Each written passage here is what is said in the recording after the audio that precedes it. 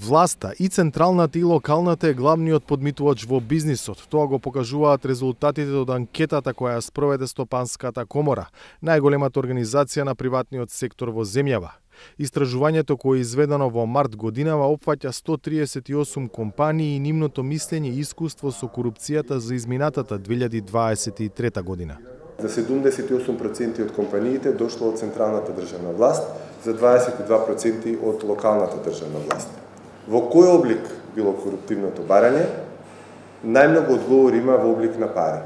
Значи биле побарани пари, понатаму следи одговорот подарок, понатаму одговорот услуга и понатаму една група на одговори друго, во кое што има и работи од типот некого да вработат, некого да напредат во компанијата, некаква донација да дадат за политичка партија и така натаму. Колку ви било побарано? Кога веќе станува збор за пари, колку ви било побарано?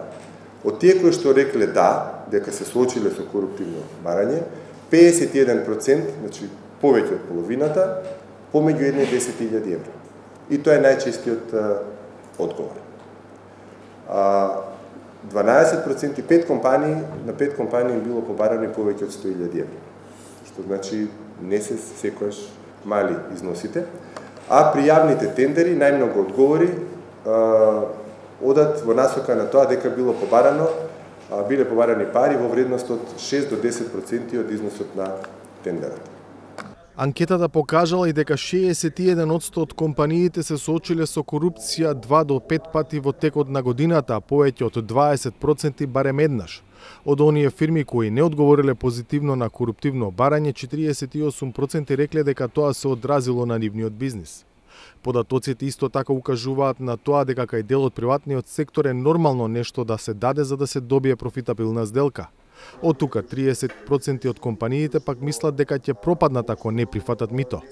Бизнисот дал интересни одговори и на прашањето зошто има корупција во Северна Македонија. Најголем дел мислат дека судскиот систем е неефикасен, дека во власта има поединци што ја представуваат власта кои што сакаат брзо да се збогатат, зборуваме за 2023 година, а 56 одговори има дека влада е морална криза во општеството, како и тоа дека законите не се применуваат. Интересно е дека има одговор, 42 одговори, нема ефикасна заштита за оние кои што пријавуваат корупција. А она што е исто така интересно е дека има 23 одговори кои што велат ниски се платите на службениците во јавниот сектор. И тоа е една од причините за кои што приватниот бизнес сектор смета дека постои корупција. Огромен дел од приватниот сектор, повеќе од 80%, смета дека корупцијата е еден од најголемите проблеми во земјата кој мора да се реши. Истовремено, 96% од анкетираните компании веруваат дека е можен успех во борбата со овој феномен и тоа преку зголемување на казните и поголема активност на надлежните институции пред сообвинителството. Новата влада, која од вчера стапи на должност, во својата програма напиша дека нејзин приоритет ќе биде безмилосна борба со корупцијата и казни за оние функционери кои ќе се огрешат. Во документот, меѓу другото, пишува и дека со закон ќе се намалат дискрециските овластувања на раководните лица во институциите, а ќе се изработи и програма за испитување и утврдување на потеклото на имот на суди, обвинители, политички функционери. За Гласот на Америка, од Скопје, Владимир Мирчевски.